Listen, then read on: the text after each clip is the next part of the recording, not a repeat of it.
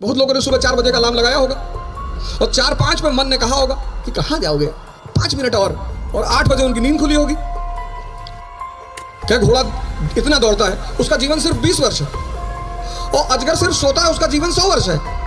मैं 4 लाइन कहूंगा बस, और उस 4 लाइन में सूत्र भी है उन्नति के, उत्थान के, उच्चतम स्तर पर पहुंचने के।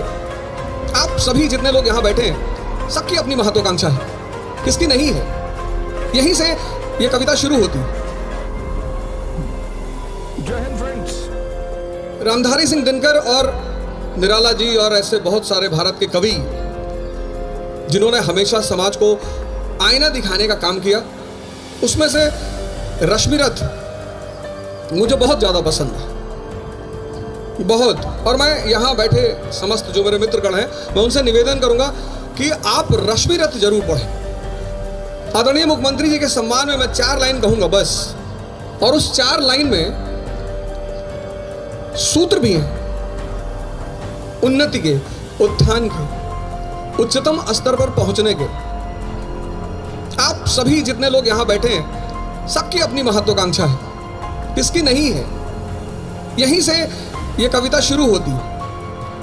वसुधा का नेता कौन हुआ, भूखंड विजेता कौन हुआ, अतुलित यश क्रेता कौन हुआ, नवधर्म प्रणेता कौन हुआ। वसुधा, पूरी दुनिया का नेता कौन हुआ, प्रभु श्री राम।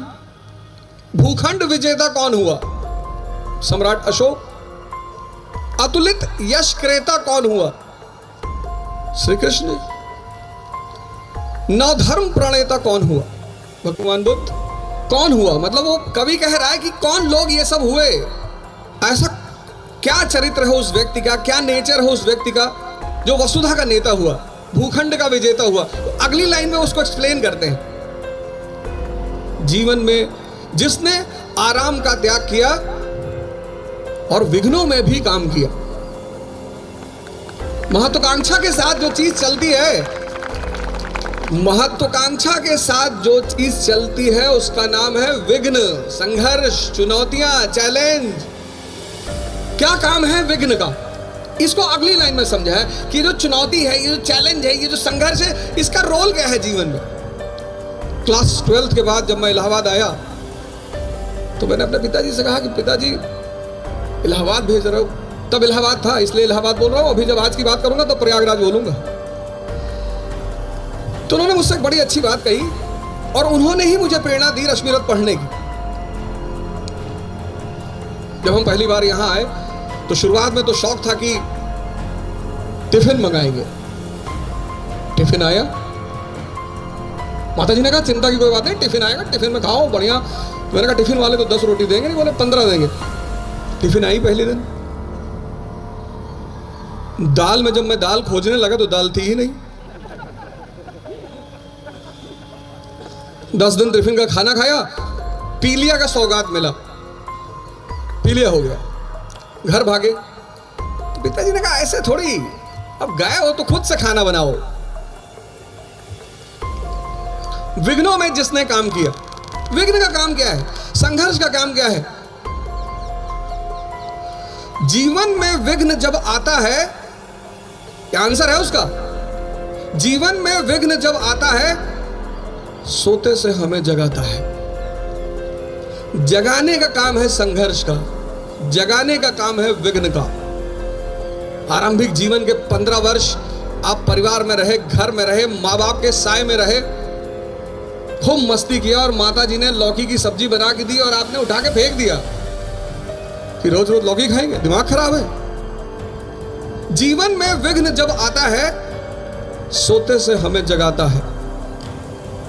कैसे कैसे जगाता है, अगली लाइन है। मन को मरोड़ता है पल पल, तन को झकझोरता है पल पल। तो महत्वाकांक्षा की जो पहली सीढ़ी है वह है विघ्न, संघर्ष। इससे आप भाग ही नहीं सकते।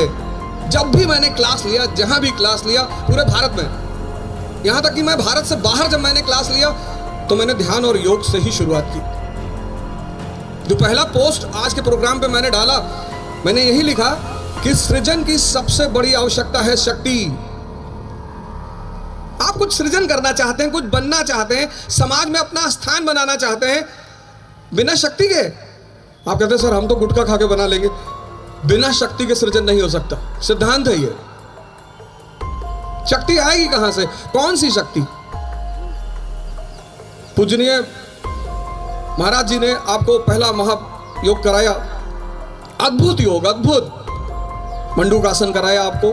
शक्ति ये जो चीज है, ये जो आसन है, ये जो विद्या है, ये दो शक्तियां पैदा करेगी, एक शरीर की और एक मन की। साइकोलॉजी आज एक सब्जेक्ट पैदा हुआ पश्चिम में, साइकोलॉजी बेटा है पूंजीवाद का। इस देश ने मन का अध्ययन आरंभिक काल से, और सिर्फ अध्ययन नहीं, उस पर विजय। जीवन में विघ्न जब आता है, सोने से हमें जगाता है, मन को मरोड़ता है पल पल। देखो तैयारी कर रहे हो आईएएस की, मन को मरोड़ता है पल पल कि कहां पढ़ रहे हो, सबका थोड़ी होता है। मन बड़ा प्यारा इंस्ट्रूमेंट है शरीर के अंदर, कुछ भी तर्क दे देगा, कुछ भी। बहुत सारे लोगों ने वादा किया हम आएंगे, लेकिन शायद मन ने नहीं आने दिया। किसी साहब ने मुझसे कहा कि आप योग ध्यान वगैरह की बात करते हैं, मैंने कहा हाँ। क्या घोड़ा इतना दौड़ता है, उसका जीवन सिर्फ 20 वर्ष है, और अजगर सिर्फ सोता है, उसका जीवन 100 वर्ष है। मन, क्योंकि मन के तर्क बड़े प्यारे, बड़े विचित्र। बहुत लोगों ने सुबह 4 बजे का अलार्म लगाया होगा, और 4-5 पे मन ने कहा होगा कि कहां जाओगे? अच्छा जाओगे 5 मिनट और